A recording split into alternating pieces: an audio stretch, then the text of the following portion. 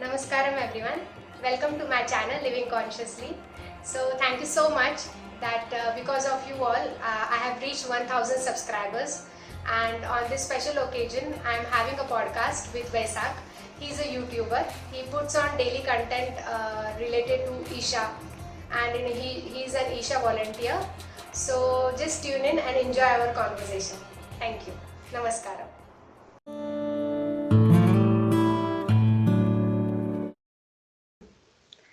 Namaskaram everyone. Welcome to my channel Living Consciously. So today we have a very special podcast. I'm having a podcast with Vaisak, and he's an Isha meditator and also an YouTuber. So he has a YouTube channel.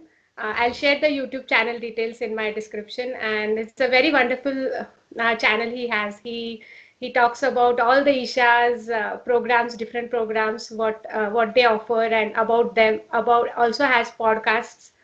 He takes a podcast with Hatha Yoga teachers like us, and also about inner engineering experience, sadhana pada, or whatever Isha is, offering. So he will have a podcast related to that with different kinds of people, and the podcasts are really amazing. The way he takes it, I just love that.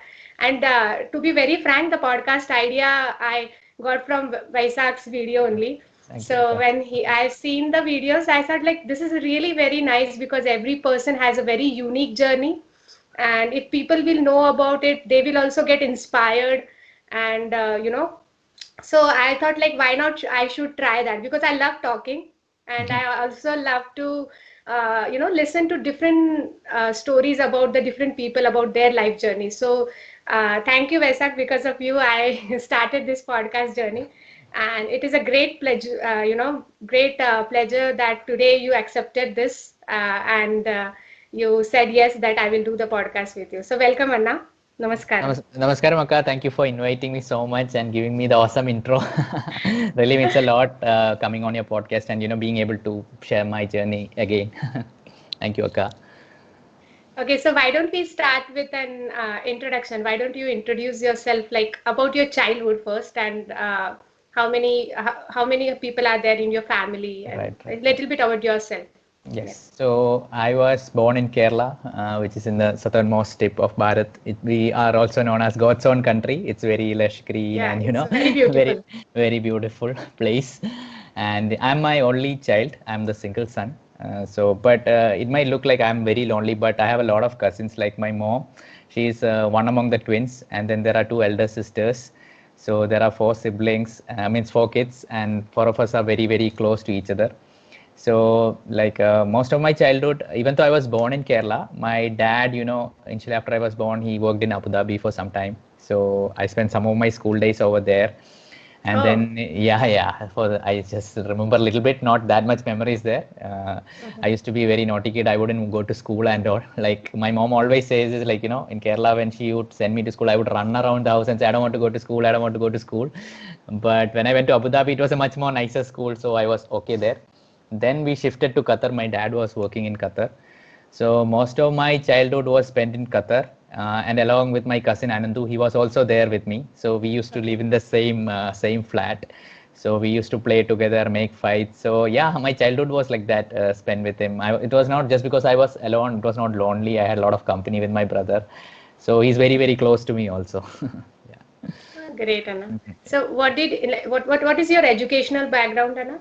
Okay, so I did, like, my dad was an engineer, so I also did not have much goals or vision. So after my 12th, I was like, okay, engineering. So I did mechanical engineering. It took me some time to, I did it in college in Kerala, Marathanesius College of Engineering. It's a very famous college, one of the first established colleges in Kerala. So it is a 4-year course, but it took me around 5.5 years because I had a lot of back papers. And Oh. yeah, and then after that, I did my master's in psychology from Gujarat Forensic Science University, which is now known as National Forensic Science University. I think I'm not exactly sure. It was established by Narendra Modi. I'm not sure. I'll have to clarify that. But it's a Okay. very famous institute. That's the place where I had a lot of fun. Less studies, more, I was just roaming around here and there. And then I went for MPhil in Lucknow, in Amity University. but that was just for 2 months. Inner engineering and so many things happened in between. I left the course and I came back home. So that is my education qualification is I'm an engineer. I'm also a psychologist, but I don't use any of that right now for what I'm doing right now in my life. Yeah, Yeah. I think you are a very successful YouTuber. I feel like you will reach heights very Thank you. soon. Because whatever you are doing, it's very true to what you are. So, and that's what connects, right? Yes. So like how did like from in engineering to psychology, why did this shift happen? Like because Yeah. engineering psychology is like two very different Two different. Yeah. things. So how did that happen? How did that happen? Because when I was a kid, I was in Qatar. So studies was a very important part. I was a kid who used to get first rank in class, but my inclination was more towards games. I wanted to play. I wanted to be this kid who would be good in sports, but I did not have any of that. I wanted to do all those things, but it was not there. So somehow, over a period of time, this exam stress came into me a lot.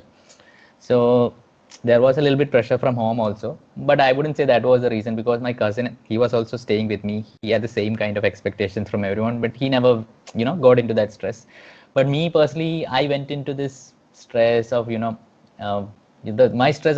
To give a bit of context, I was worried. Like I used to be first for a long time. My worry was whether I will get above 90 marks. That was my stress, like unnecessary stress. Like it was not whether I would fail or not. It started like that, simply like, oh, today's exam, whether I'll be able to answer all the questions, will I miss a question? Something simple like that.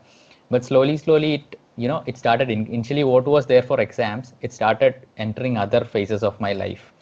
Like whatever I needed to do, I would get stressed simply. As a young child, what is the need for so much stress? I was just in what, seventh, eighth, ninth, but simply I would get stressed like that. So initially, they would take, my parents were a bit concerned, like what is happening with him. So they would take me to psychologists. So they would give me some counseling, some exercises, and also a little bit, talking to some people would settle me down. And but things were just going haywire. Like I was not able to figure things out. And finally, one of the family doctors said, "Why don't you take him to a psychiatrist?" So then I met a psychiatrist in Qatar, and the doctor said, he has a chemical imbalance in his brain and he needs to take medication. So yeah, so I started on medication. So initially when I took the medication, it felt really good actually. Like suddenly, every time I was stressed, suddenly it was not I was feeling good. I started feeling nothing. But for me, feeling nothing was good actually. Like better to not get stressed but feel nothing. That was my thing. But it was later I realized it was not that good. Yeah. So within 3 months of starting those medications, I had my first seizure. I just, I think I was watching some movie with my parents in the theater, and the next thing I imagine, I am waking up with a splitting headache in an MRI scan, and things, doctors. I'm like, what happened? So, so my parents figured out that something is not right, even though the doctor said it is not because of the medication, it must be because of the genetics. But my parents were still not that sure. So I stopped my studies in, Qatar, and I returned back home in Kerala. So yeah, in between that, what happened, I have not shared it. Like like to understand how stressed I was, there was one incident in Qatar where I left my home simply like that, and I walked, like, I haven't shared this, I think, before. Like I was just, my mom said something to me like, what you're doing or something.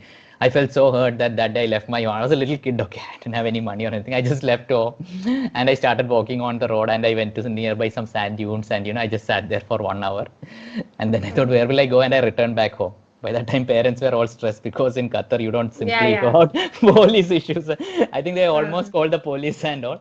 But luckily, I returned by that time back home. So that was the kind of things I was doing. And when I came back to Kerala, I met another psychiatrist. He told it's so because your of the. parents also came because of you, they taken the decision to come back for Yes, your yes, health. yes. For my health, my dad was there, but my mom, she was very concerned. So she came. She decided she would come with me. She would stay with me. So we took a new flat nearby. I joined a new school also. So I just completed my 10th, so new admission and all. So she used to stay with me also. So a new doctor, we met someone who was, supposed to be the best in Kerala. So he said it is basically because of the medication only, but we'll give you put on a new dose of Indian medication that won't cause side effects. So again, the same thing started, but um, uh, things were just, I was having so much issues, but no one to talk to. Like, uh, things were strict at home regarding marriage, girls. So I did not have a girlfriend. All these issues were going on, and medication were also going on from the side. So this new dose of drugs started happening. but did not settle. I had two more seizures, side effects. Things were just going worse. But at that time in school, I used to get into physical activity a lot, like playing basketball. It was something that I just found out in my compound. So that, diverted my mind a lot. From being a first ranker, I became the guy who would just go with my pen on the day of the exam, write something and come out. I would get 2 marks out of 50. So that Oh. was the yeah, that was the change, like Mhm. difference. Like where I was like the first rank, I was thought to be the top ranker in my previous school. Here I was supposed to be that lazy kid who did not like studying, who was like a total, So, but they did not know, like, I was going through this so much things. I think my parents told them also, like the school people, they were a little supportive, but that's what I feel like. I think now little people are more, have like this thing like anxiety, depression, or this kind of things has got like people understands it now much better than Yeah, before. I think whatever you're talking about is like 6, 10 years before. yeah, it was So not I that think common. that common, and people were, even if you tell someone, they will say like, huh, there's Yeah. nothing like that. It doesn't exist. Especially in India, I feel.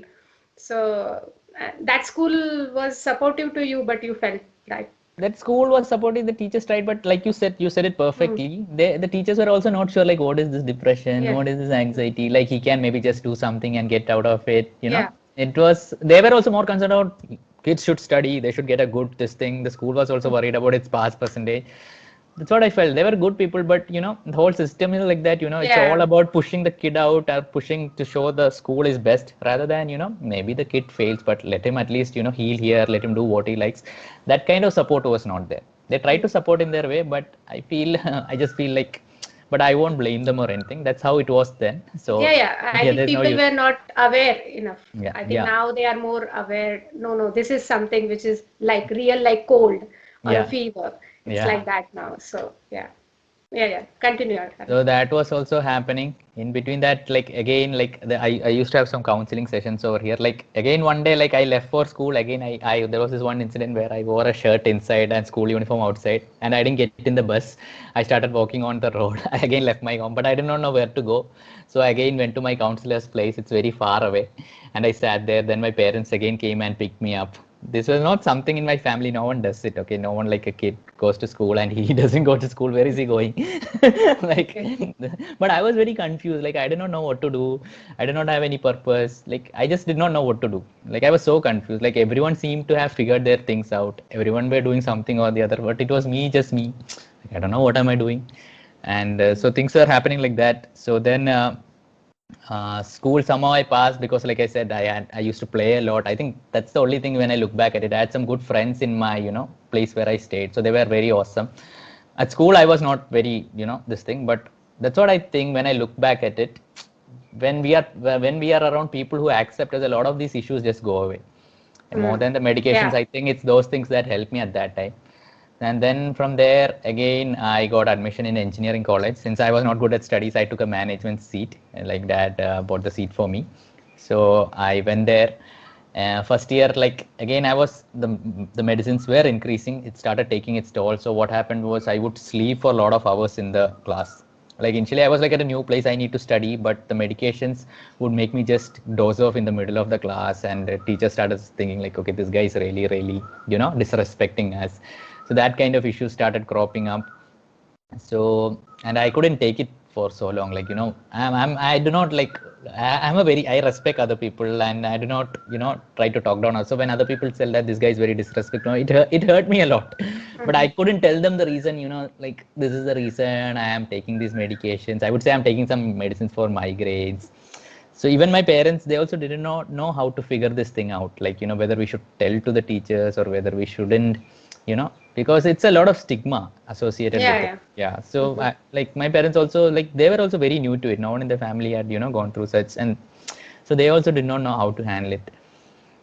So finally one day I told, like, I can't take this anymore. So my aunt, my parents, they came and talked to the teachers, and that's when they told, there is this one psychologist who there is who actually helps people without the medications, because till now everyone I met, they would just change the medication, like, this is not the medication, that is the medication. When I go with any kind of anxiety to my psychiatrist, he would just say, okay, maybe this drug is not working, let's start a new drug. So it was just a they are just like, I'm just a trial person, and they'll just keep on changing the medications.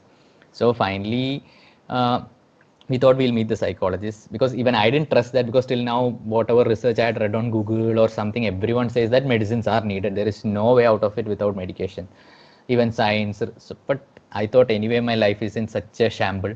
Nothing is happening the way I want. So let me try. So that's when, I went to the psychologist, and he also, he gave me some counseling, some exercises, some techniques and all, but I did not believe in him at all. But I am someone, when someone says something to me, I do it. I do not Mhm. question too much. I just like, okay, if anyway I'm here, let me do it. So I just started doing his practices and everything. And within 3 months, I was taken off all my medications. Something that my previous psychiatrist had told that I had to do it lifelong. I wouldn't be able to ride a bike. I would be able to go for swimming. I can't travel alone. Like, these are the things that a young guy would love to do. So all Mhm. these things were told I wouldn't be able to do. But in 3 months, it all came back to me, and I was like super happy. So now why I'm telling this is to that question of why from engineering to psychology. So because of this, from a young age, I always wanted to help people. I wanted to do something for the world. I could Mhm. not relate with the regular job, 9 to 5 job. It's not Mhm. that I think it's bad. Whatever I am today, my dad has given me. It's because of it. I have seen his dedication and his love for it. So I don't think 9 to 5 job is bad, because I seen my dad love his job and how passionate he is towards that. But it was just something that I could not relate with. I have also tried a job after engineering, so to work, but somehow I could not get into that. I am someone who I like to be with people, and I have more soft skills than like hard skills. So so that's when I thought, okay, psychology is something that helped me. So maybe, I need to become a psychologist so that I can take these tools to other people. Because I started Mhm. reading a lot of psychology books, and I did not read the regular psychology books. I started researching more on medications and, all these things about what it is. So I realized that, psychiatric medications are needed, but not as much as what is advertised. Actually, it's not so sure. So I thought, like, me as an engineer, if I say, like, you do not need medications, it won't relate with people. But if I'm Yeah. coming from a psychologist, they might tend to listen more. But yet at that time, I was not open about my depression or my anxiety or all these issues. So that's when I, applied for psychology, and I got into psychology at Gujarat. So yeah, that's how I got into psychology.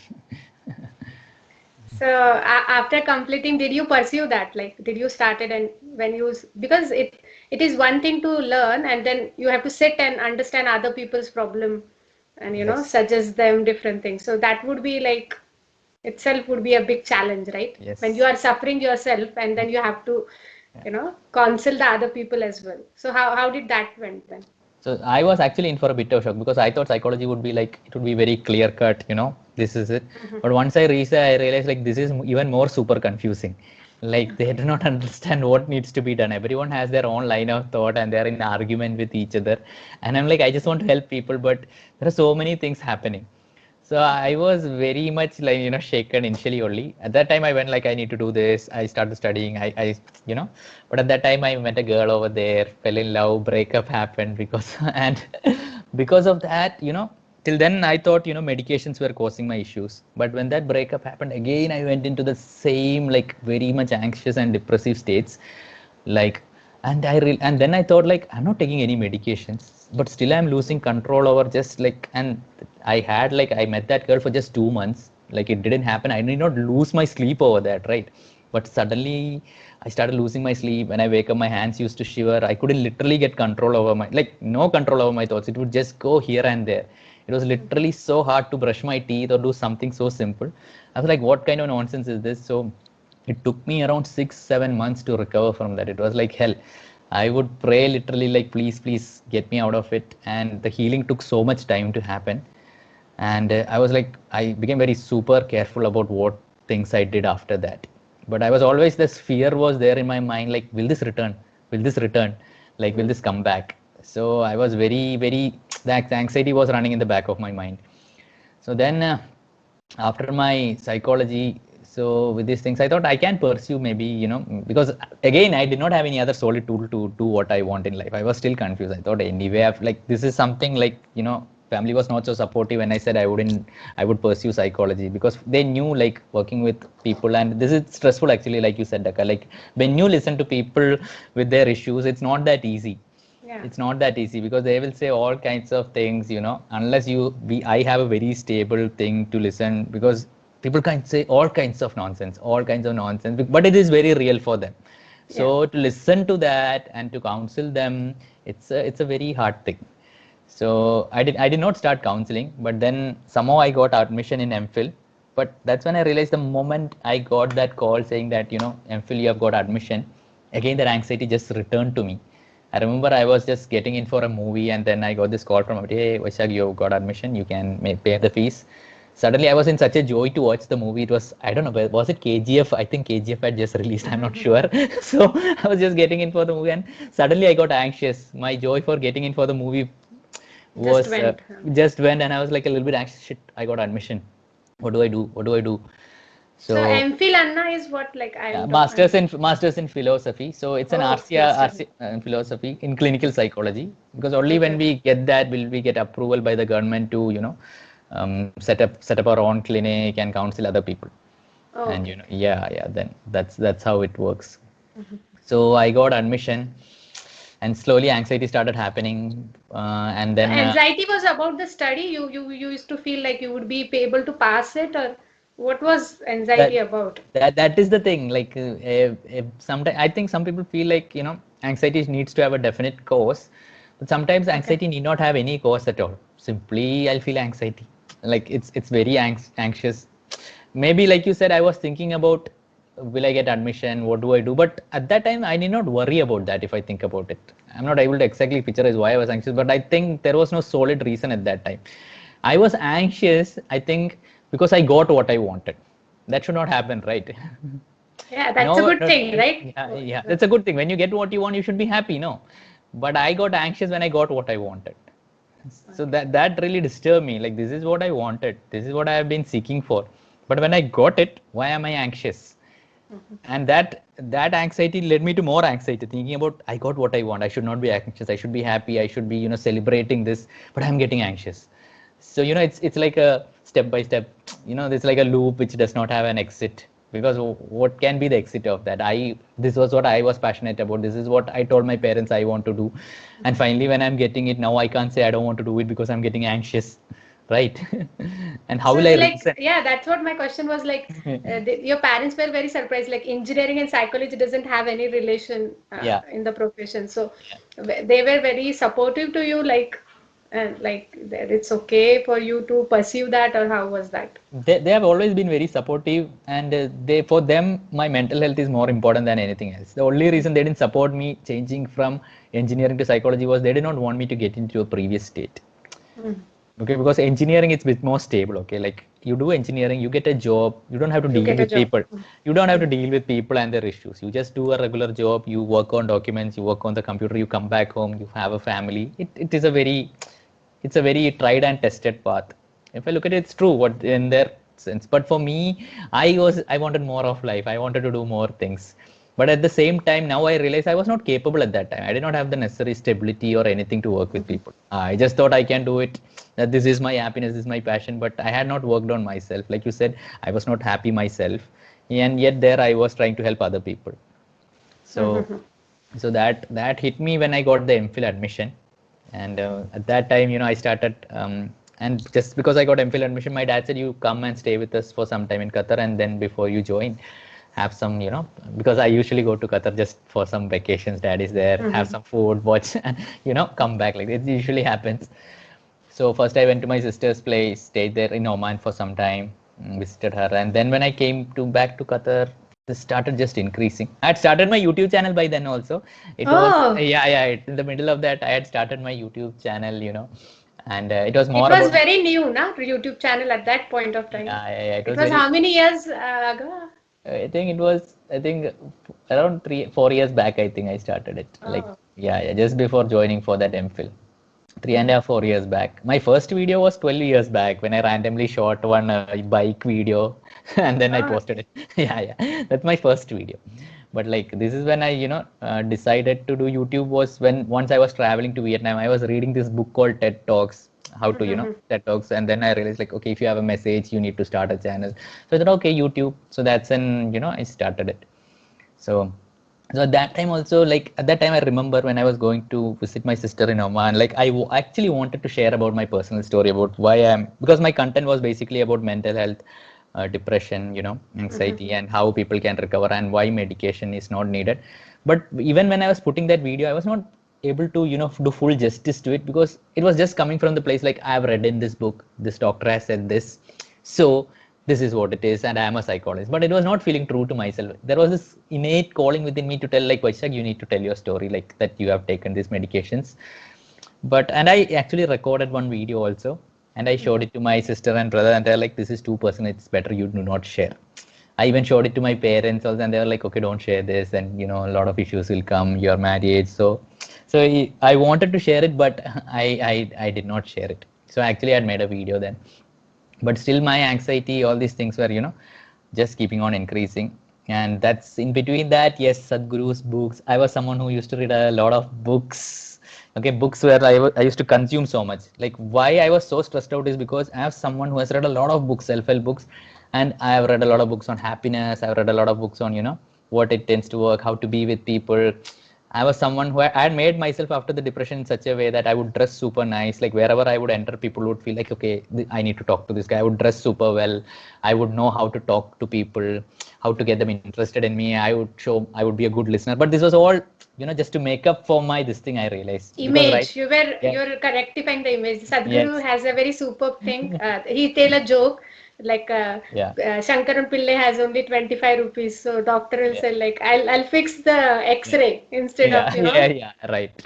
so So external I image. was just fixing the X-ray. I just fixed the X-ray for other people to see, and I knew it. One thing within me was whenever something wouldn't work for me, I would immediately accept that. So even though I had read so much books, the moment I got anxious, I'm like, all the shit I've done, it has not worked. I need something else. That's So great. I think that helped you to grow. I think yeah, it's a yeah, great. Yeah. because psychology, psychiatry, I tried, it didn't work. Psychology, I did, it worked. Again, it stopped working. I wanted the next thing. So now also I was in search for that next thing. So Sadhguru's books I would read. I would not follow Sadhguru on. I had the Sadhguru app also. I had read Mhm. so much. Like I'm someone, I had read so much Sadhguru books also. Like my brother and all would, when they would meet someone, they would tell me, yes, this guy is a Sadhguru fan. I'm like, am I? Like maybe subconsciously Mhm. I might be talking things about Sadhguru which I Mhm. might not have realized that they felt okay, he's into Sadhguru. But for me personally, I was not into Sadhguru. That's what I Mhm. felt, because I was Mhm. not doing any practices. I even had the Sadhguru app. I never opened it also once to check if Mhm. there was any meditation or anything. But then I had read the inner engineering book also. But still, I did not know there's a program known as inner engineering. I did not Okay. know. Mhm. But it So, was then, just like you, when you read the books, you said in the psychology, there is a meditation also, a psychology, like as you said, like I did not open and checked even there are meditations or not. That's why I'm asking. I I'll don't check. know anything about it. I talked about the Sadhguru app, Akka. Like in Mhm. psychology, like I No, had, no, I'm like, saying like in psychology study, okay. they also suggest to there are meditations or something as a part of the study. There are meditations, but it's just like a sidetrack. They say, we use yoga, we can use meditation, but it's just Okay, like, okay, this is there. This is not the main thing, but if it okay, okay. helps you, you can try it like that. Mhm. And that's how I felt it. I do not know whether there's some other school which is properly into, meditation and all. But what I felt is like, there are so many tools out there, but what is the efficiency of it? I do not know, like how much works, and whether the person applying it has used it on themselves to say, or is it just because they have read it on a book they feel. That is what I have felt. So yeah, so then like I was saying, I was reading Sadhguru books, and things were getting out of control for me, especially after I read Arundhati Subramanian's book More Than a Life. Till then I was able to read all books in a day, but this book I was not able to read. I was not able to complete it because it was getting very subtler. It was getting like dhyana linga, Mhm. consecration, and some memo program, disembodied beings. I'm like, what is happening? What is this written? And this Sadhguru is alive also. It's not like I've read Mhm. autobiography of Yogi, which is something I really really love, but that talks of a guru long back. Mhm. Like all these things do not exist right now. This is nice to read, but now someone is really there who is very accessible. I'm like, this Mhm. can't be. So then Live I, Guru. yes, the life guru is there, but is it? I'm not someone who is like very suspicious of gurus or anything. I don't know why. I've never been like that. Maybe it's because I have been very open. Like initially, I was an, yeah, Is what do you call that? Atheist. Atheist, yes, I'm not getting the word also. Atheist for some time, but I soon realized that there is more to life than just telling there is no God and all that stuff. There is it's so huge. There must be something to it. So I was like, I need to know. So then I thought I did not know inner engineering program or whether it helps with depression or anxiety. I just knew that I only knew this thing that to be on the spiritual path one needs yoga. That is from autobiography of a yogi. I realized that because even though that book talks about a lot of miracles, the main part I love in this book is Yogananda Paramsa would every day return back to his room and he would do his Kriya Yoga. So this was like, okay, this Kriya Yoga, what is this Kriya Yoga? I had even subscribed to their, articles and I had called their ashram and they said, you need to do this practice for 6 months, then only you can get initiated. It was a very tedious process. I had to send them a letter. They send me booklets, reading from the booklets, trying the practice. It was very hard. I left it. But every day I would still tell, hey, Mahatar Babaji or Yogananda Paramsa, please send me a guru. I can't do this. I need some help. So I think now when I look back at it, I can see a little bit connection about the things. Then I was like doing random stuff. I would sit randomly, erect at home, close my eyes and try to meditate. No meditation would happen. I do not know what I was doing. So all these things I was doing. And and then I decided to book a room. Like I thought seeing the Dhyan Linga, everything would be solved. Like I once saw Dhyan Linga in my dream. I thought I saw the Dhyan Linga. It was not the Dhyan Linga in our ashram. It was a different kind of something. But when I woke up, I'm like, it is Dhyan Linga. This is a hidden message that okay. So when I emailed the ashram telling that I need a room, I thought it's a spiritual organization. I need to tell some spiritual experiences else I can't visit. So I thought I saw the Dhyan Linga in my No, is yeah, it? yeah. So It's a so really please funny story. yeah. So I thought please allow me, and they were like. They didn't even answer to that. They were like, "We'll send you the cottage booking link. You can just come." I'm like, "Oh, is it?" Okay. So I just booked the cottage. I booked a prepaid taxi. I also had a conversation So with my you parents. did not did inner engineering before, means before No, that you. Okay. no inner engineering, nothing, Akka. I haven't done any inner engineering till then. Okay. So now I have to talk with my parents also. No, going to the ashram for 3 days. Suddenly, what is happening to this guy? I'm like, I told them like, these things are not working out for me. I can't do this anymore. I need to see the ashram. I need to see what is happening over there. Like, I just need to go. I'll come back. It's not that I'm going to stay over there and I won't come back, but I need to go before my uh, MPhil starts. MPhil starts. I need to go there, and my brother's wedding is also happening. Like the brother who used to stay with me, he's very close, and I need to be the one who organizing, calling friends. Because by that time I had a lot of friends, and I had invited all of them from all over India. And here I am stressed out, not able to sleep, and a lot of things happening. So I need to figure my things out.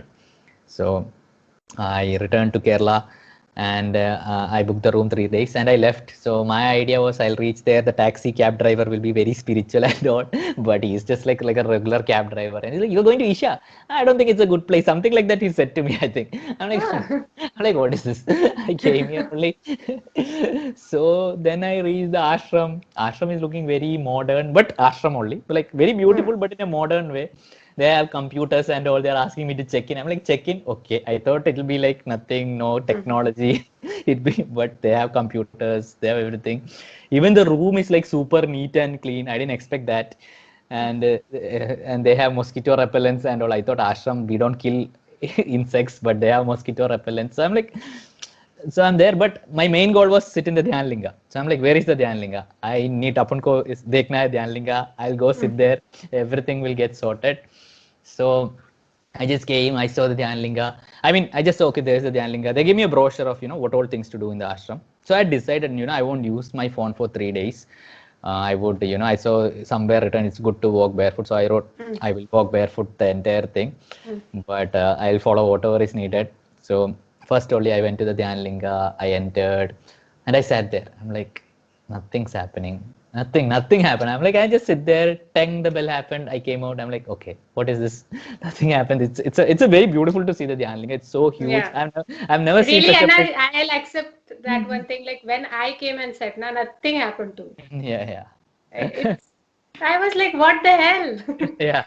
I was thinking like something will happen, right? Like something will happen. They say like I will be meditative, but to be very frank, when I entered for the first time, nothing happened to me as well.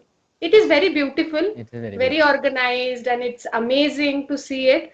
But internally, I did not. had any kind of experience, if I would say that.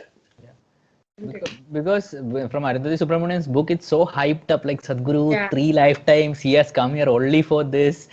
So much things have happened to consecrate this big linga, so something should happen. No, but nothing happened. Then I came that day, oh, so nothing happened. So next day I realized, oh, there is a Surya Kund, there is something we need to take tip. And when I took dip in the Surya Kund, that's when I finally felt relaxed for some moments in my life. Suddenly my thoughts just slowed down, and maybe it was because of the cold water or the linga, I don't know. And after that, I again went and sat in the Dhyan Linga. They said, I read it somewhere, like if you sit during the Nada Aradhana, you become more receptive to Dhyan Receptive. Linga. Yeah, so I would go at each Nada Aradhana and go sit. But still, it was the same thing only. But every day I would take like 10, 15 dips in the Surya Kund because that was just something I loved. I would then 10, go 20 dips. 10 times I would go to the Surya Kund minimum. Okay. Like every day I would go take a dip and then, visit the Linga Bhairavi temple. I would offer something. I don't know what needs to be done. No, so I would check what is the offering. So I would see some offering. No one pushed me to do any offering or anything. I was just in search of, I need to do something. I need to do something. Because for me, sitting and simply sitting and closing my eyes was not an experience then. Something needs to be done. So I would do that. And but the main thing more than the Surya Kund, Dhyan or Devi that really touched me was, every day morning there was a Guru Puja, so I would come and sit for it. And then I would see all these people sitting there and doing their yoga. And suddenly, as a young kid, I had gone for yoga in a class because I had anxiety issue. Parents had told, why don't you do yoga? But I did not like it at all because that was the time I would get to play. So that time would go like that. So I was very like, yoga is not good, very bad. But this was for the first time I have seen so many people doing yoga together. And there was some kind of, today I would say energy. At that time, I do not know what it was. There was some feel to that seeing all these guys doing yoga and, they were very intense, closing their eyes, just on. And I was like, I need this. I don't know what this is, but I need some part of this. There is something happening over here which people don't know. Like I've read Sadhguru books, I have seen some Sadhguru videos, but what the hell is this? Sadhguru never talks about this. What is happening over here? But and then and that is when my friend Jayakrishnan, he's a Hatha Yoga teacher. He's my college mate. Okay, by that time he's a Hatha Yoga teacher, and till then he has never told me about inner engineering. He has never talked to me about inner engineering. But when I was in the ashram, he sent me a message. Hey, Vaishak, I heard you're in the ashram. Why don't there's an inner engineering program in Kochi? Why don't you register? I was like, okay, what's the harm? I did not know. I registered because even though I was 2 days in the ashram, till then also I was seeing people carrying their yoga mats early in the morning going somewhere. But I'm like, where are they going? No one is telling me about inner engineering. Everyone are so silent or, they're doing their own thing. I do not know who to talk to. Why I'm telling this is like, this is one of the reasons of my YouTube channel. Like, I spent 3 days in the ashram and I did not come to know there's a program known as inner engineering. I did not know that inner engineering could be a solution to anxiety, to my issues and all that. So one of the main reasons my YouTube channel is because I wish I had someone like me was there to guide me at that time to tell me, hey Vaishak, you could do this. It would have been much easier for me to get into this.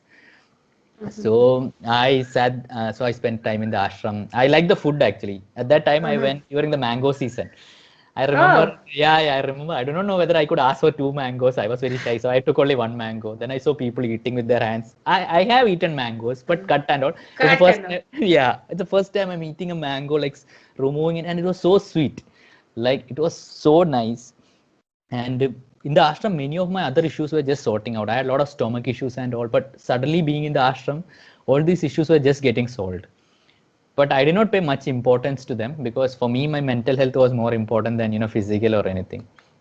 So things were happening there. I even bought a Rudraksh mala. I bought a snake ring. I was like, I will buy whatever is needed.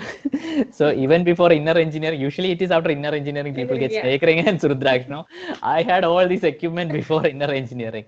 Rudraksh mala, snake ring. I bought copper bottles for my parents. And I just came back home. And I had got initiated into arm chanting also.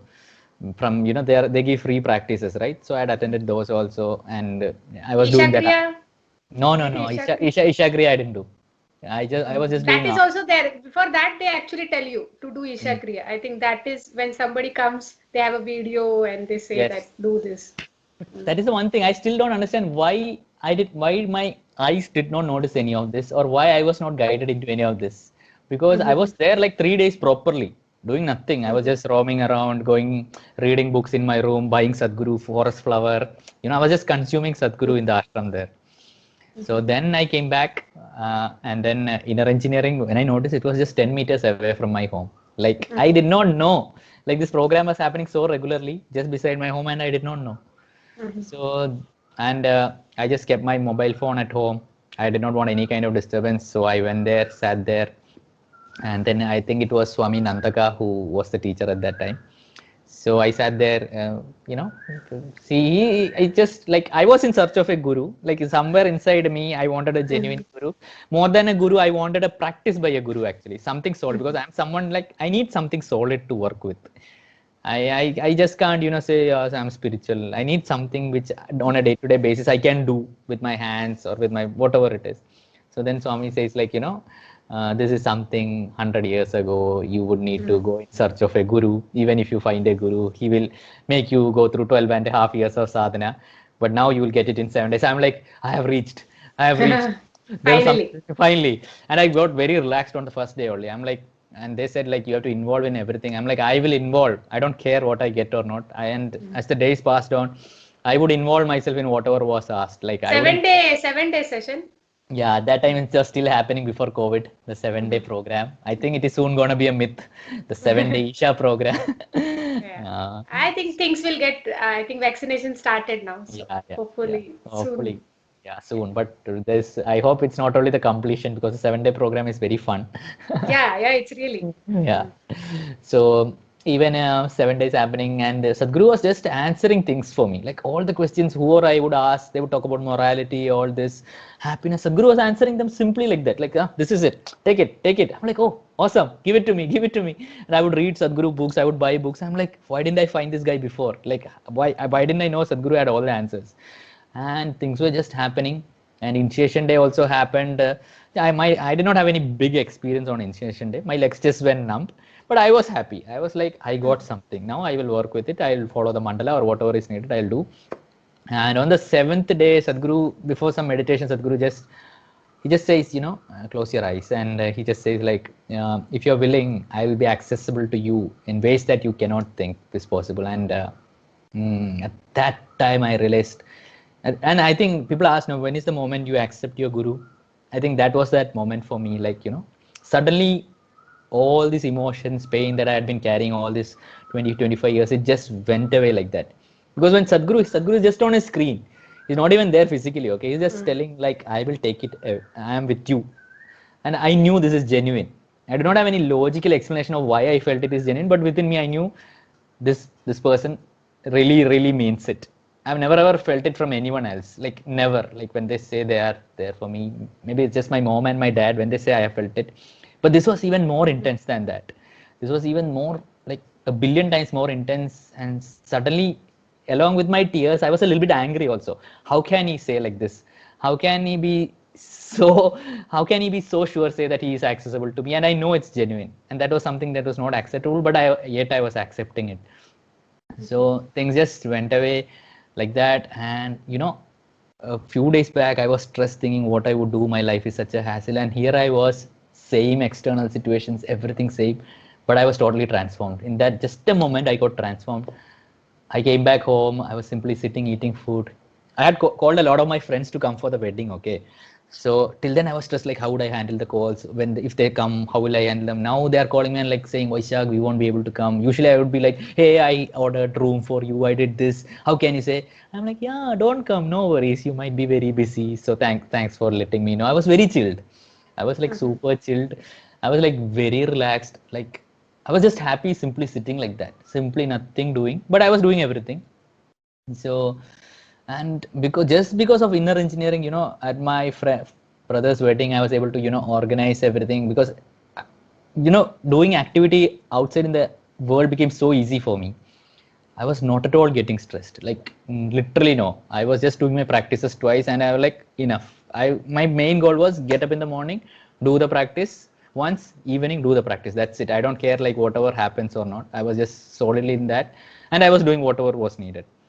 And in between that, I would, once I checked like YouTube, I need to check inner engineering review, like what are the videos out there? Like, because for me, I'm someone, even if I buy a mobile, even if I need to buy a shirt, I would just check like what are the reviews, what is the best way to wear a shirt, how to buy jeans.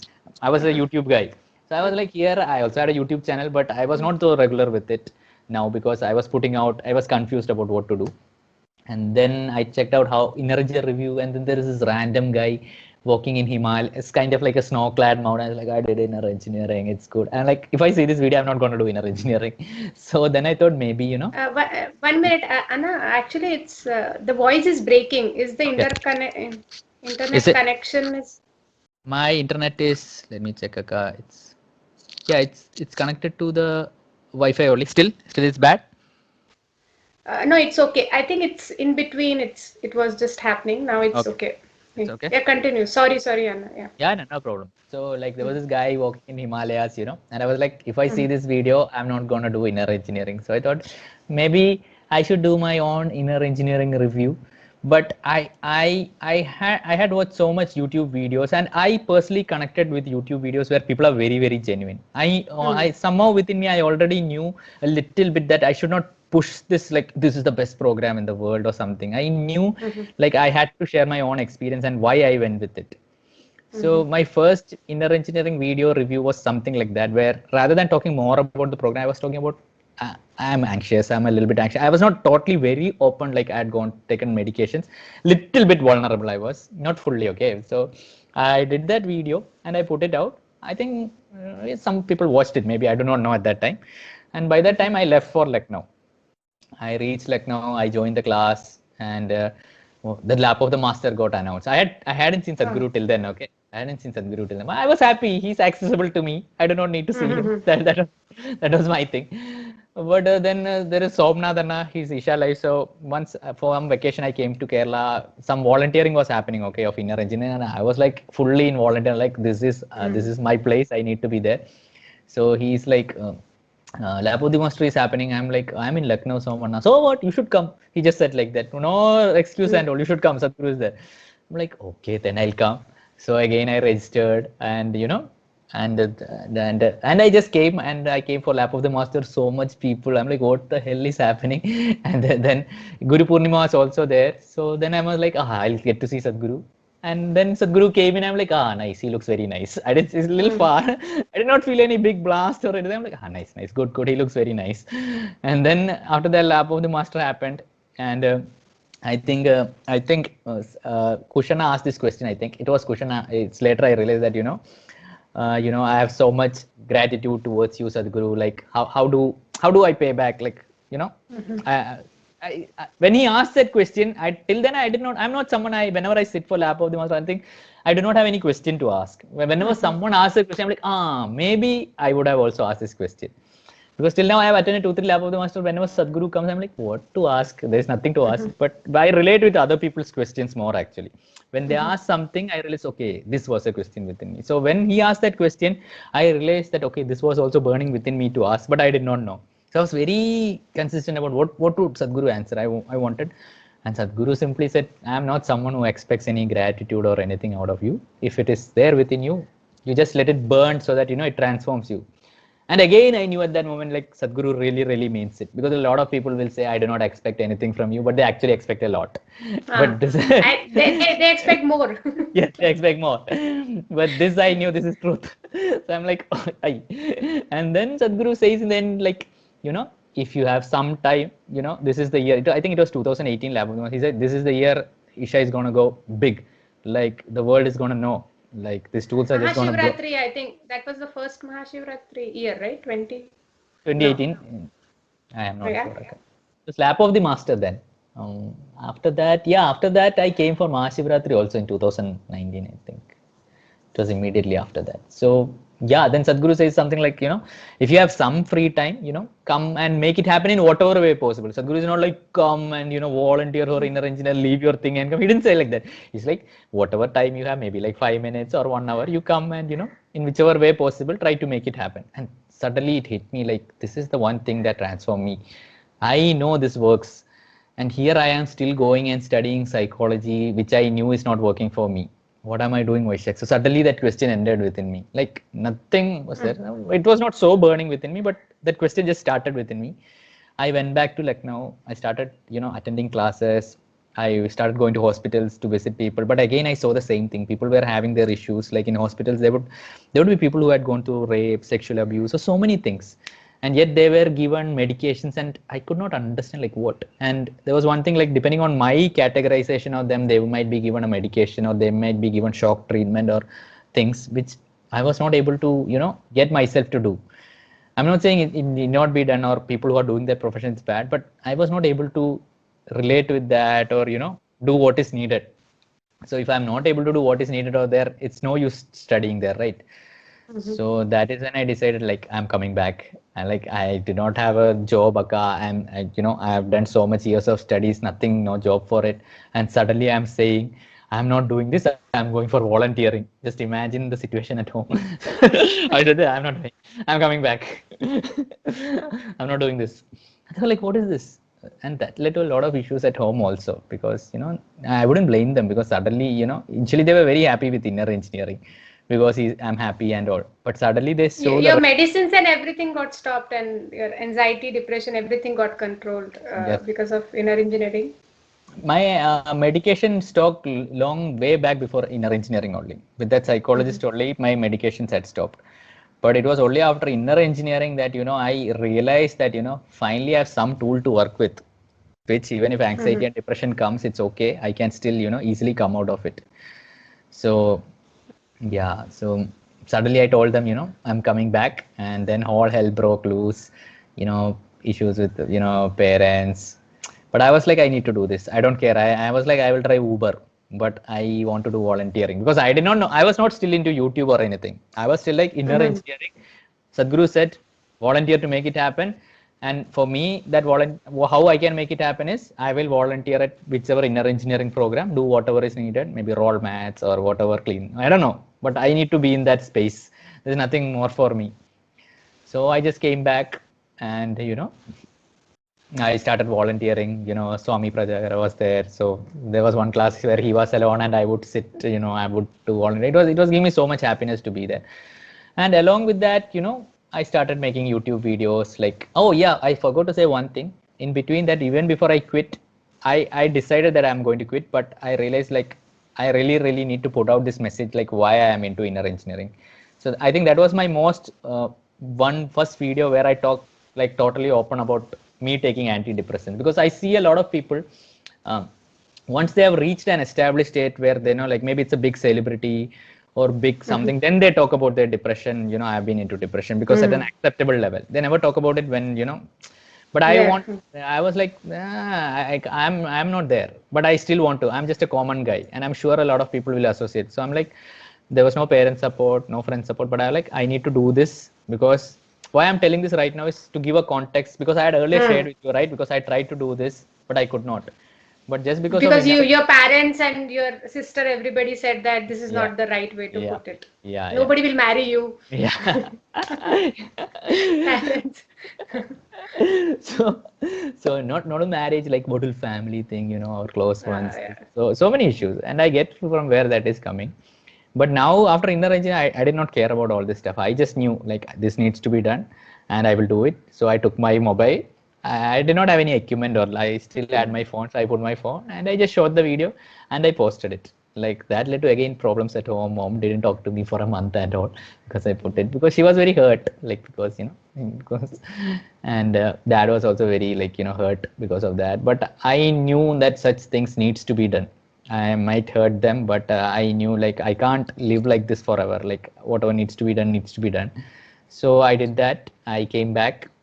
I started volunteering, and with that also regularly I was putting out YouTube videos, which were slowly being. I think at that time I was the only one doing it, maybe initially, because like maybe regarding these videos. So maybe people were slowly finding it, and yeah, that's how it was happening. And in between, yes, okay, anything you want to ask or something like? No, actually, I think it's amazing. So your mandala got completed, and then you decided in halfway that you will. now Yes. now not continue, and then you started volunteering.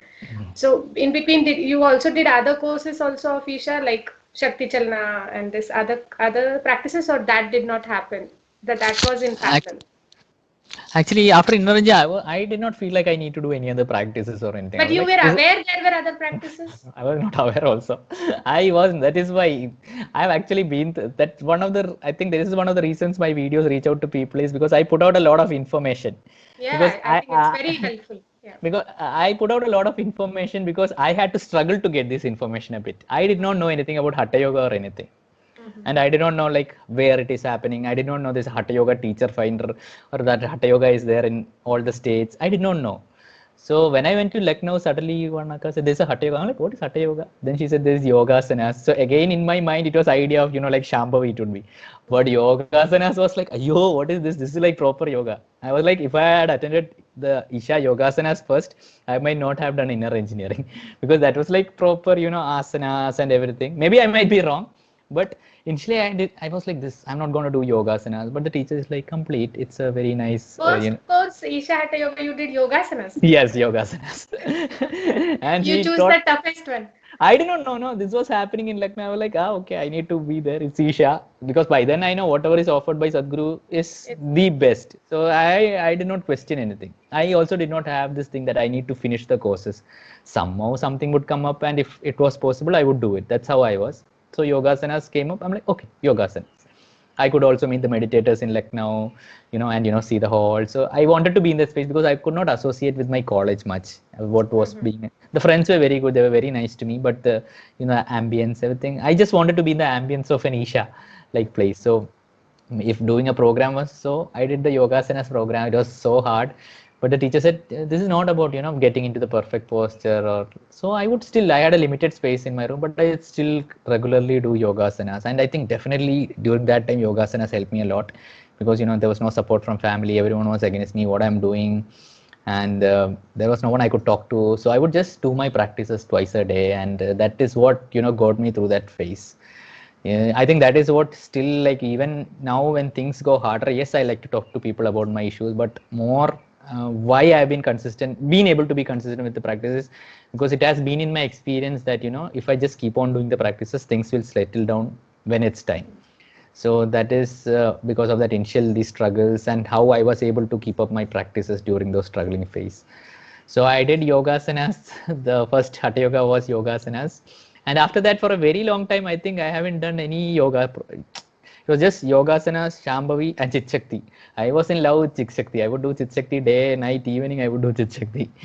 And that was how it was going. And I also applied for Rally for Rivers also. Like, that Rally for Rivers was happening. the Rally of River was the first one, then Kaveri Corner Yeah, was the yeah. latest. I applied for Rally for Rivers only because yeah, because there was one video where one Anna asked, like, I was planning to quit college, no? So there's a one video where he asked, like, Sadhguru, my dad is not supportive of this, but yet I want to volunteer. And suddenly I could also relate with it. Sadhguru answers, like, in your life, you have to do what matters most to you. Like, that is what is most important. Like, so I was like, I will also do. So I applied for it. I almost So go to the. what was your like first YouTube video which got viral, or which got maximum likes, and I think that changed the subscribers or whatever. What was that? It I would. was in this phase, or There has been no viral video for me, Aka. There has been no viral video actually. All my videos have taken their time to, reach people, and that is the one thing. Like there is no viral. I think maybe my inner engineering review video is the still that has the most viewers, but I wouldn't say it's a viral. It has taken its own time to reach the number of views, and I think mainly my growth is mainly I feel is because I am there day in day out putting out content, and it is for me it is putting out content is very important, but as important is for me is to reply to the comments. That is the one thing I would do from the very beginning. Whoever it is, I would reply to the comments. If someone asks me where is the inner engineering Hatha Yoga teacher in Lucknow, I would personally go to the teacher finder. I would take a screenshot of it. I would send to that person. I would send them the link. Basically why people reach out to me is because I take out the friction between the end user and the what they want. What happens is, like, if someone wants a Hatha Yoga program in Isha, if they go to Isha Foundation website and type Hatha Yoga, it's very cluttered. They might not find it. they'll be very confused, like which program do I need to do, Where to? where to find it, like is there a teacher in my city? It's very hard, it's a little bit cluttered. So what, when they come to me, I just make it very easy for them, like this is how it is, because that is something, as a customer, I have, like, wherever I go, if it makes it easy for me, I will, take it, right? So that is something that I do, like reply to the comments, make sure, I see what is that they need and I reply to it. So that is what has helped me reach so much people, that I am there day in day out. I'm the guy who shows up every day no matter what. So so that has been there. Yeah, yes, Akka. Yeah. So then, when did you do Shakti Chalana Yes, or yes, other yes. practices? Yes, so then again, one day I was sitting in Qatar. I was just for a vacation. I was simply recording YouTube videos. Once in a week, I would do. That was my schedule. Once in a week, I would record one video. So in between that, we have a WhatsApp group, Isha. So Swami said, "Hey, Samyama is happening. Who all are going?" I'm like, "Okay, Samyama. I've heard of this. Like in inner engineering only, they say, like Samyama is the ultimate program where you get to spend 7 days." I'm like, at that time, I thought, oh, one day I will also attend Samyama, maybe in 2, 3 years. Then Sadhguru said, I mean, Swami said, Samyama. I'm like, okay, I will attend. Then they said, you need to attend Shunya for it. You need to do Surya Kriya. I'm like, Surya Kriya. I thought, okay. Then Shunya program was, I think, no, I forgot to say, I had done BSP before. After Oh. Yogasanas, I had done BSP. Akka. I How was forgot. your experience, Anna, Bhavaspandana? Bhavaspandana was like when I went for Lap of the Master, I had also registered for Shivanga also. I thought Shivanga was something like, inner engineering. It's only when I registered I realized, oh shit, this is something else only. And I was in Lucknow and Shivanga needs me to go vegetarian. And I totally missed all the non-vegetarian food in Lucknow because I was in Shivanga. So in between BSP registration came up, so I registered for that. And I thought I would culminate my Shivanga and BSP together. So I came to ashram and I realized, I couldn't do Shivanga. So they asked me to again extend my Shivanga sadhana for 42 days, and come in the next calendar. I'm like, oh no, this is so hard. I talked to the Anna, like, is it okay? He said, Anna, he would do like this. Anna, no, Anna, you have to do. I'm like, okay. And then I entered BSP like that. And BSP was just the homework. I did it super properly. And what I would say is, I did not have any big experience, but when I look at it, whatever was happening to me in inner engineering, it was just happening very fast. Like that moment when Sadhguru says, "No, I am taking away your pain." That was happening very fast in Bhavaspandan. It was just happening very on a daily basis. But once after Bhavaspandan, I came out, so many things that would bother me were no longer bothering me. Like things I have done, usually memories, keep on bothering. But again, when I think about the same thing, it's as if it's not no longer an issue. So Bhavaspandana just happened like that, and I just came out, and and Bhavaspandana came, and then Samyama was happening. So then I registered for Shunya. Again, I came for Shunya. So Shunya also 5 days. It was very hard, sitting in Vajrasana and doing all these practices. And then I did Surya Kriya also as a preparation, and I was going full on with the practices. YouTube was still not my main thing. I still did not know whether I was going to be consistent with it. I just knew I need to put out videos. I was just sharing my own experiences, one video at a time, 1 week. I just had this thing, like at least one video I need to put out per week. So I was doing that also regularly.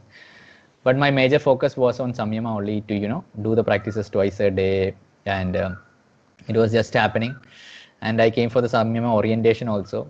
Like, and Sadhguru, in that video, Sadhguru says, you guys are going for Samyama, so you have to come and make Mahashivratri happen. I'm like, oh, now Sadhguru is saying, till then I thought I will prepare for Samyama, but I won't come for Mahashivratri volunteering. I'll just directly come for Samyama. But again, Sadhguru says, oh, you need to come and make it happen. So I'm like, acha, okay. So I came like 1 week before, volunteered and attended Samyama. And it was only after Samyama I was able to sit still, because even though I was doing all these yogasanas, Shambhavi, Surya Kriya, immediately after the practice get over, I would say like namaskaram, and then I would get up and involve in activity. It is only after Samyama, like, sitting with my eyes closed, I realized is something very beautiful. Till then, that experience had not yet been in my this thing. It was only after that process, I realized, doing nothing is actually very, very nice. So Samyama is very difficult, right? It's 7 days. The schedule is also like yeah, very. Yeah, yeah. So, was it very difficult because people say that even you do so many practices, that's why they tell you to do that many practices so as to prepare your body to sit for that much long time. And Yeah. so, how was that overall like for you? Can you just? It was overall, I would say, I think I prepared to the best of my ability. So I think that is why it was not so hard for me. Like I would do both Surya Kriya, Yogasana, Shakti Chalana, Shambhavi regularly till Mahashivratri volunteer. Mahashivratri volunteering gets very intense. So Mhm. doing twice practice is very hard. So early morning I would wake up and do all the practices. But still, Samyama was like initial 2 days. I was like, I need to run out of this place. I'm not understanding what is happening. Or it Mhm. was very. After third day, I'm like, okay, let whatever happens. So I was just doing follow the instructions. And it was at the end, like one day I was sitting, some process was happening, and suddenly I felt like 1 minute passed, but I realized like 40-50 minutes had passed. I'm like, oh, Mm. what just happened? That was when I realized, okay, something is happening over here. Till then, I am like, what is happening? Okay, I will also do. I will also do. I'm also getting like. But it's so much people are there now. But no silence. We can't talk. We have to use washrooms. This is all very hectic. Like I'm not used to it. I live in a home where I have my own. But when we are with so much people, you have to make so many things happen. But then I was like, when will the 7 days get over? When will the 7 days get over? But slowly, it That just a happened. hang of it. Yeah, I'll hang off it. But again, if someone asks me whether I'll go for Samyama again, I will be. I'm not sure. I've seen people attend it again and again. I'm like, you guys are awesome. I don't know whether I'll be able to do it. But I think maybe. Yeah, I think I don't know. Like it was very beautiful. But that's how it is. It has been in my It's journey. very intense. It's It is. It actually is. takes a lot of you, lot It of. is. It is. It is. So then after Samyama, you did it in 2019, Samyama? Yes, 2019 Samyama I did. The last one was 2020, right? Yeah, I No, did no, the last is 2019. After that, 2020, to Corona. no 2020 we had Mahashivratri, and after that Mahashivratri Oh, we yeah, yeah, had right, right. Samyama. Yeah, Oh, yeah, yeah, again. yeah, So there were yeah, two consecutive years. yeah, Yeah, yeah. right. You're right. 2019 and 2020. 2020. Yeah, Okay, okay. I think the So, one before that was Tamil Samyama. I think something like yeah, that. I okay. don't know.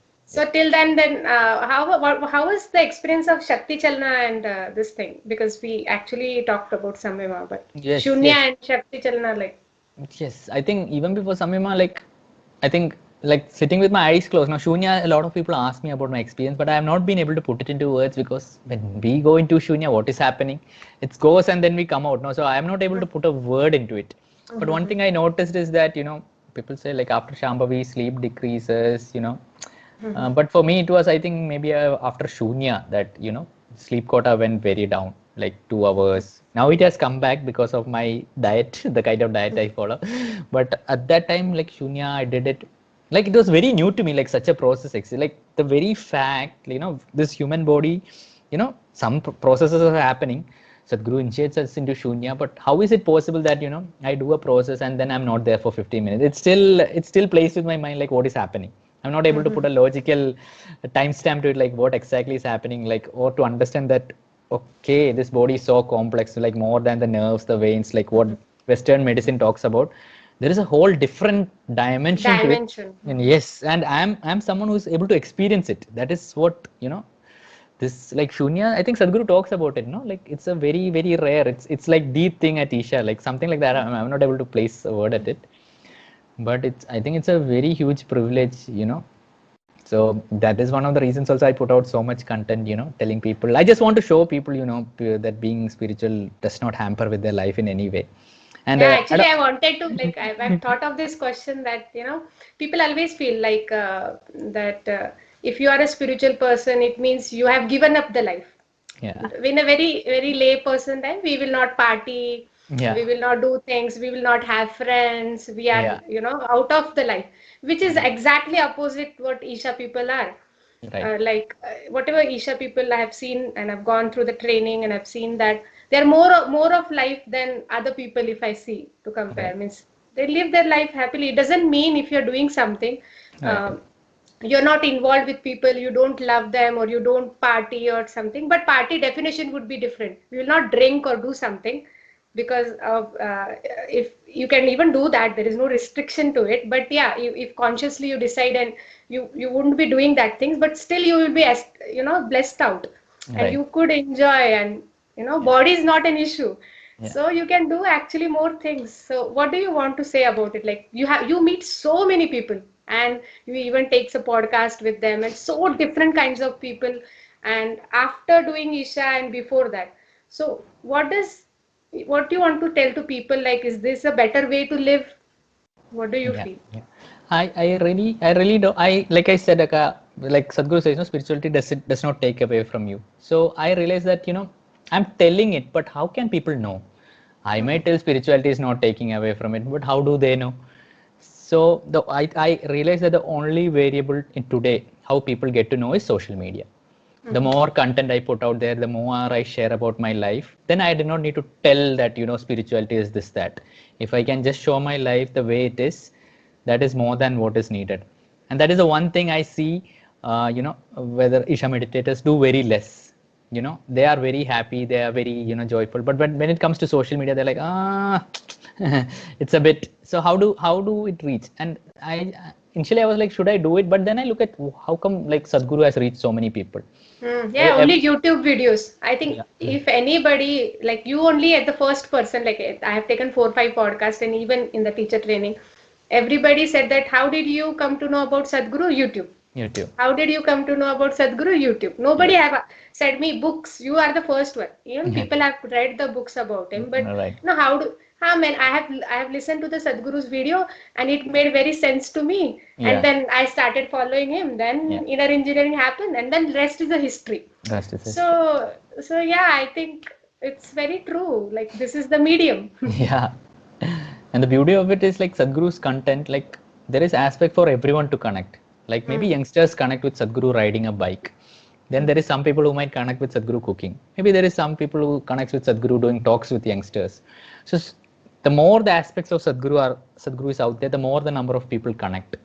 And it is not that Sadhguru is faking to connect it. This is how Yeah, yeah. Sadhguru is.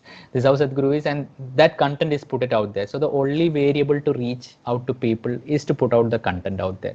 So that is something that I realize, more content needs to be out there, and it has to be very genuine.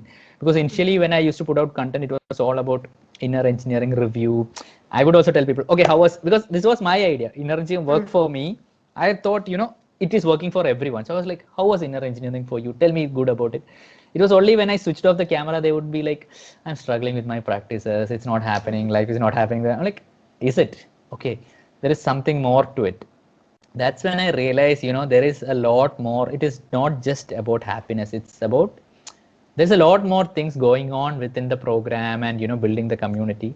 And I thought, okay, this needs to come out, because when I look at it, everyone is trying to promote something or the other. Wherever you go, someone is trying to sell their product, that my product is the best, my product is the best. But if I can actually get people to share their genuine things, that will connect with a whole different level. So if you look at it, my podcast has evolved very slowly. Like now it's all about the person, like to get to know the person. It's very less about Sadhguru or Isha or anything.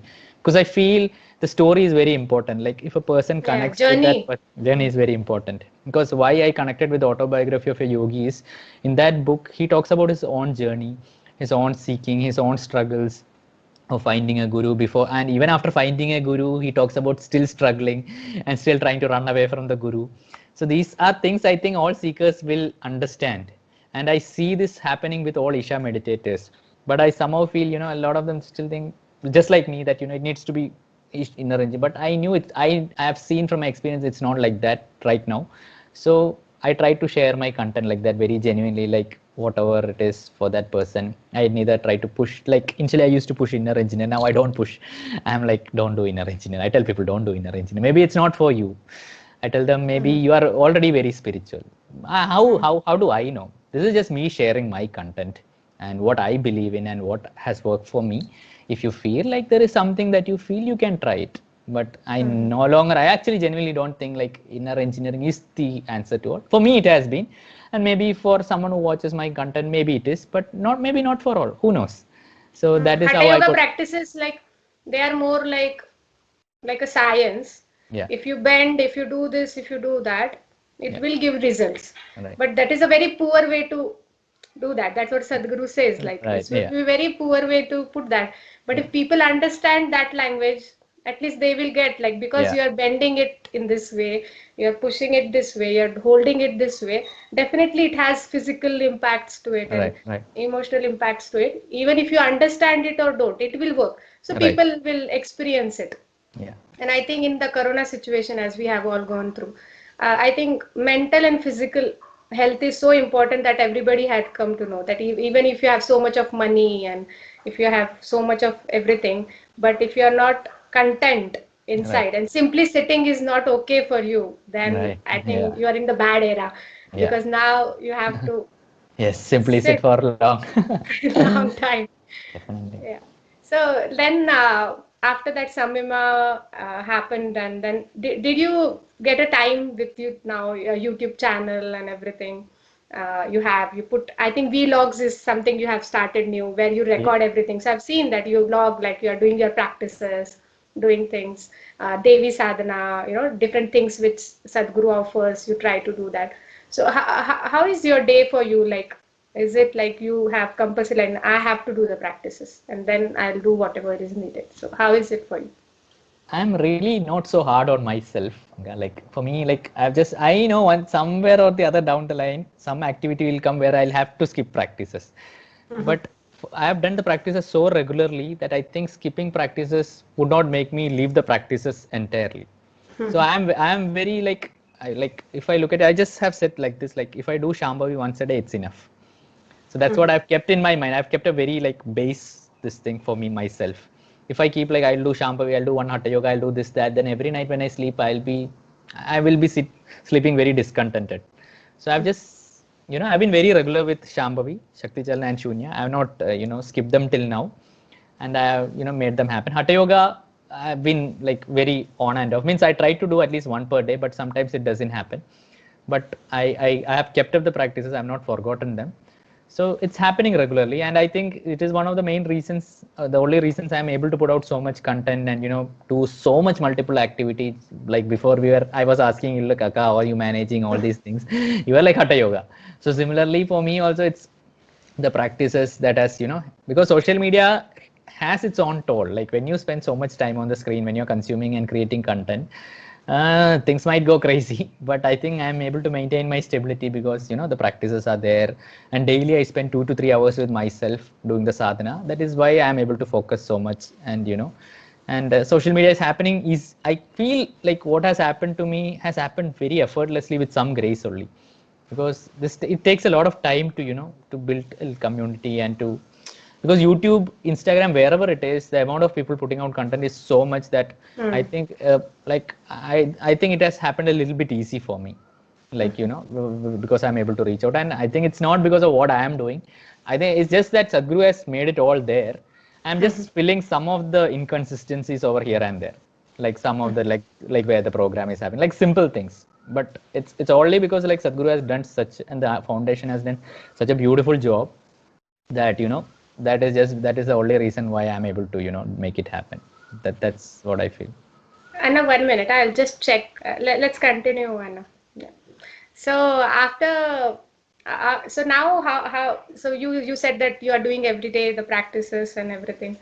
Then so now it is sustainable, means you will be continuing YouTube as a profession. You are doing it and you are earning from that only. Yes, yes, So. YouTube has been given, but mainly for me, it's about content distribution. Like, I'm not only about YouTube, like I put Mhm, across all platforms. Like if you see mhm, TikTok was there, it just went mhm, away like that. So we cannot mhm, say when YouTube will be there. mhm, mhm, So, but the whole idea of building a community is that if you add a lot of value to people and their mhm, lives, no matter which platform goes away, if you're there on other platform, they'll anyway come there to find you.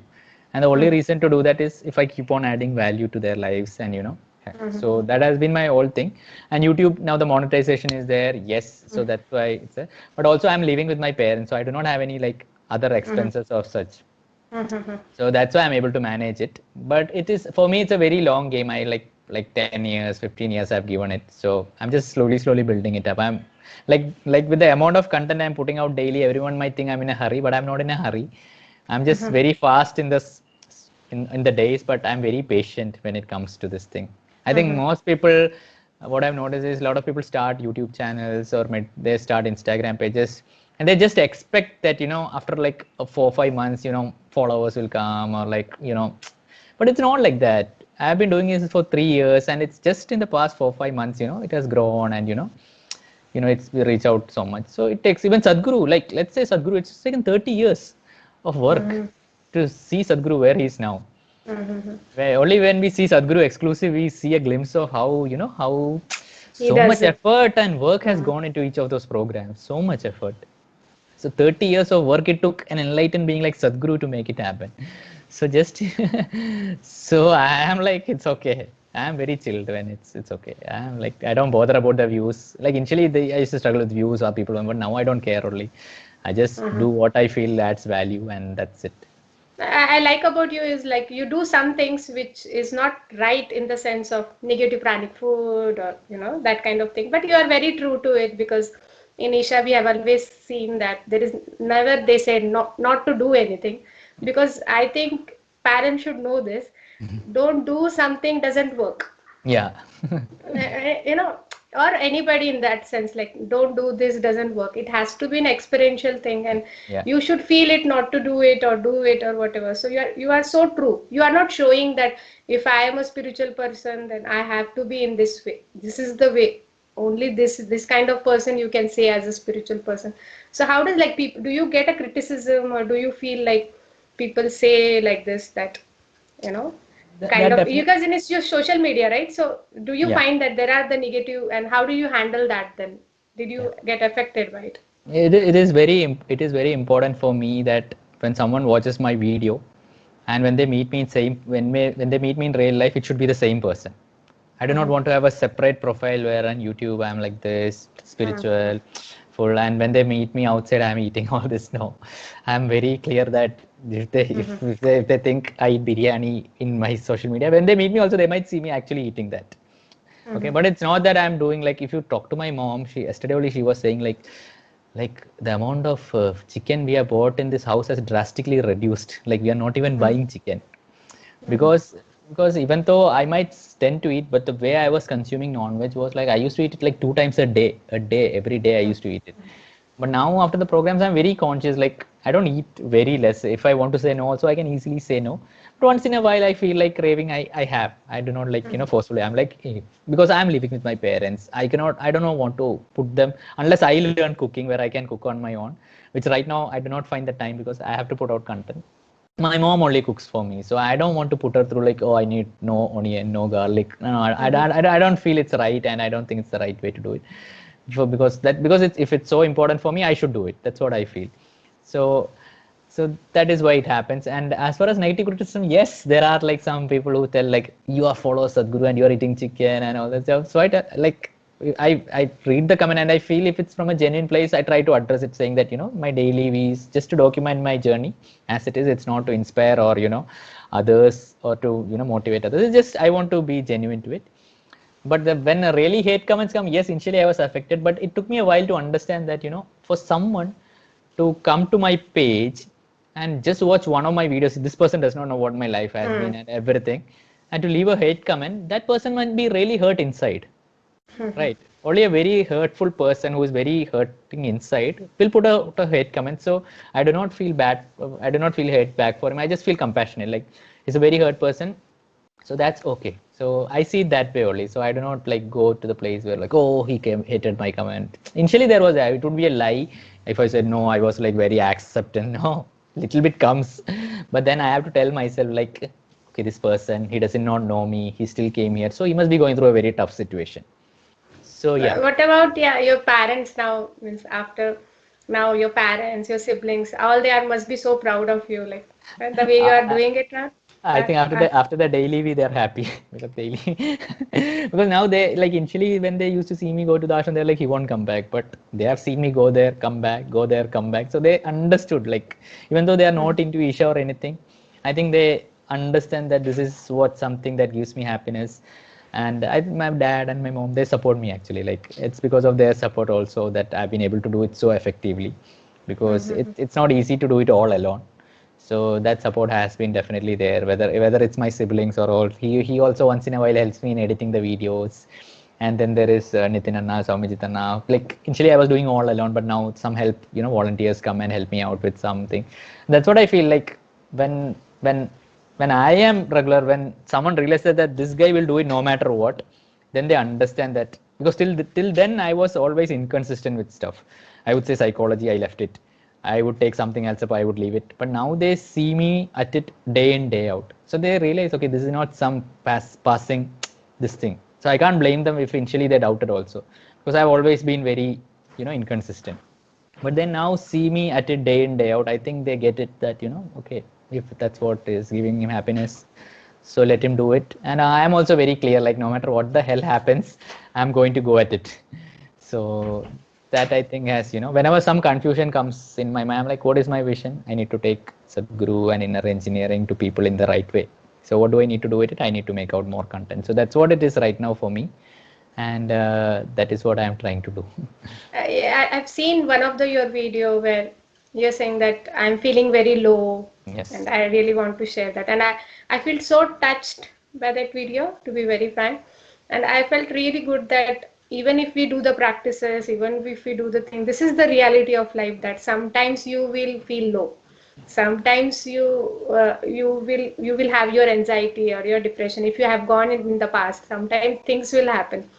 It doesn't mean some wrong things will not happen in my life, but I will handle it better. Or this time when it hurts me, that your breakup happened, or your this happened, that happened, how much time it took you to bounce back Yeah. was, and now how much time it takes you to bounce back.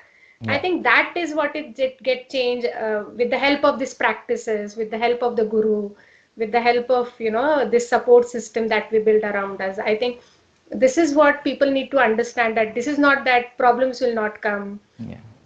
This is a Yes. false impression people has, that if you are doing this, is some magic wand is Yeah. happening, and Yeah. what do you want to say about it, like that? Like, I think maybe initially problems might go away, but then a truckload will come. Like everything will happen very fast. Like I just realized, like when I look back at it, even when I did inner engineering, nothing actually got sorted out outside. It was just I was feeling better, and that's why I was able to manage the external situations.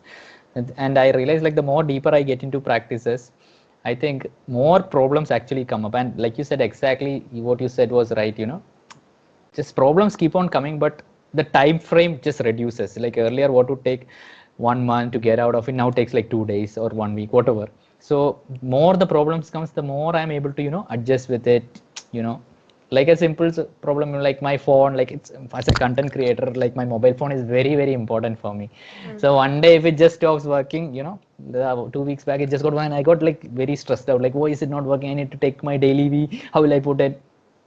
I just, that it took me that time a whole day to figure it out. Now today the same thing happened again, and I called you, okay, and I was like, can we do it? But today I'm like in 2 hours only. I'm like, okay, it's okay. I'll do whatever is needed. So from one day, like the more problems keep on coming, I realize it's better actually, because I tend to figure out stuff. Even I've seen this in volunteering when we are conducting inner engineering or hatha yoga, something or the other will go wrong. Some light will go no, so AV will not work. I don't know why that happens, but the more problems happen, the more I get to deal with it, and it's a very constant evolution within me. And I think I still resist it. I resist it a lot because I like to see things perfectly. Because I have been with my dad. My dad is someone who is like very like he reaches on time. He does things like.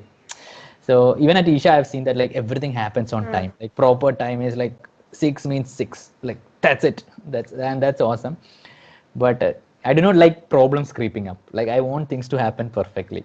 But I realize like there's no use of me trying to control what will happen will anyway happen. So I think that acceptance has come little by little, not fully, but it's happening, I think.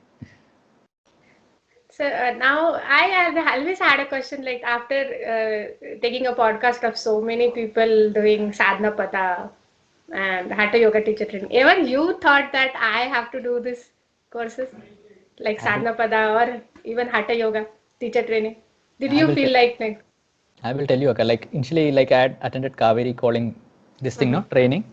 Means I wanted to not Kaveri calling rally for rivers. I did not get in. Like I thought, why couldn't I get in? I'm like the perfect candidate. I thought like I Uh-huh. had everything. I should be able, but at the medical round, they did not let me in because I had a history of, because I have Mhm. been taking medication and a history of seizures. Maybe that's why. So that did not happen. I had actually applied for Sadhana Pada also. And Swami called me like, Oishak, you are selected. I was on the way to the ashram that day, and Swami called me just before I reached it, like, are you coming? And somehow this thought came like, I need to do YouTube. So I told Swami, no, not this time. At that time, YouTube was not so big or anything, but people had Mhm. slowly started reaching out to me, and I could see that I was able to fill a gap where if I answer a query, people were actually attending the inner engineering program. Mhm. So I was like, I need to do this more, and I just did it. And even after that, I had also, applied for the inner engineering teacher training also. I had attended the orientation course, and because I was always like, I need to take the next step. I need to take the next Mhm. step, and the next step may be the training. So I took it. But when I started reading the notes, I was getting stressed and anxious. I'm like, why do I need to get stressed and anxious for this? This is just so easy. This is my piece of cake. But I was just getting anxious. And then I thought it took me 1 week and I suddenly dropped it. I'm like, when I dropped it, I was very peaceful. And then I realized maybe this is not what I need to do. Maybe maybe this YouTube is my sadhana pada. Maybe this is maybe putting out content is what I'm good at, and maybe this is what is needed most right now. So then, and when I did that, initially I was not so regular with it. One Hatha Yoga teacher, Heath Anna, really helped me initially, like how to put out content. So I slowly noticed when I started giving more focus, the things that needs to happen were slowly happening. And now I have let go. Like I have not thought about, yes, I take people from Hatha Yoga teacher training, I take from Sadhana Pada. But for me, putting out these videos, this is very super important. It's more important than my life to make a podcast or putting out an Instagram post or answering a query. It's very important for me.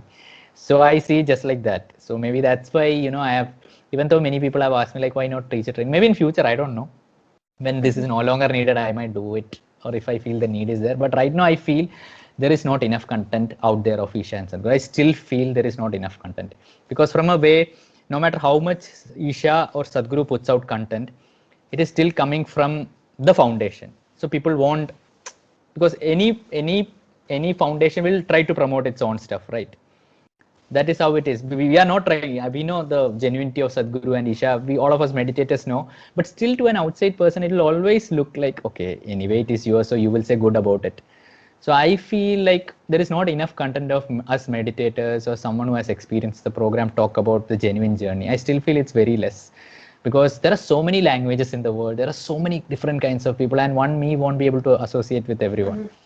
So it is still very, if we need to make the 7 billion dream of Sadhguru true, we are very far behind, super far behind in the amounts of content. And in today's world, content is the way to reach people on social media. Yeah. So true, and you're doing wonderful job, Anna. Thank Really, you. I think they're unboxing the things, even we vlogging and this, and you don't even Isha products. I think some random products also of other brands also you do that, and Right.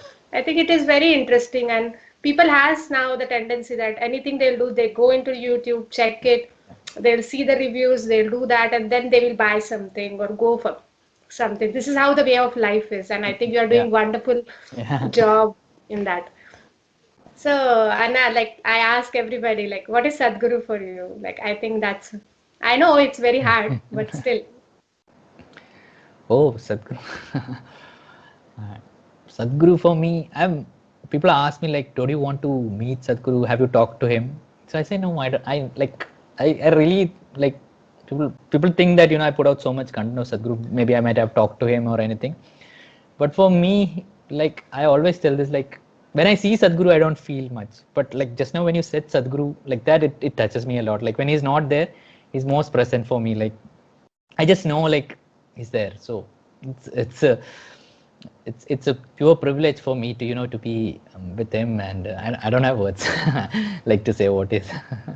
I think your silence has said much. Yeah, I think when I did my husband asked me the question and said, what will I answer? I don't have anything. And then I started speaking, and I don't know. Okay, this is the way I feel. Yeah. That's was very surprise to me as well. I think it has changed us in the way we don't understand, Right. and some things we are able to articulate with our behavior or our thing, but I think it is changed in much deeper way Yeah. for all of us, and I think more people should be able to get that. And I think whoever is listening to this, I wish that you should go and check his YouTube channel and subscribe to him. And you know, And Akasari uh, 1,000 subscribers celebration party. There is a giveaway. and they should always, go and check it out. This awesome content. You'll get all the information needed.